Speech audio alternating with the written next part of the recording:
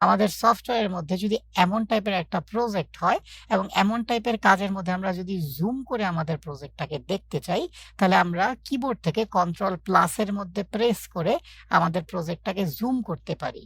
যখনই আমি আমার প্রজেক্টটাকে জুম করেছি, সেইমভাবে আমি যদি কন্ট্রোল মাইনাসে ক্লিক করি, সেইমভাবে আমার প্রজেক্টটা কি হবে, জুম আউটও হবে।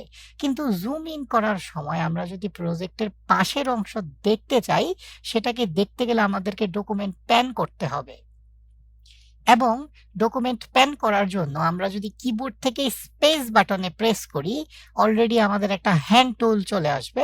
যে হ্যান্ড টুল আসলে আমরা মাউস দিয়ে ক্লিক করে আমাদের ক্যানভাসের মধ্যে যে এরিয়াগুলোকে আমরা দেখতে পাচ্ছিলাম না, ওইগুলোকে আমরা ইচ্ছামতো মুভ করে দেখতে পারি।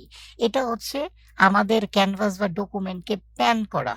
এবং আমাদের জুম করার জন্য অলওয়েজ আমরা কন্ট্রোল প্লাস দিয়ে জুম করি এবং আমাদের জুম আউট করার জন্য আমরা অলওয়েজ কন্ট্রোল মাইনাস দিয়ে জুম আউট করি। এই হচ্ছে আমাদের এই ক্লাসের টপিক। দেখা হচ্ছে আপনাদের সাথে নেক্সট টপিকের মধ্যে। Thank you.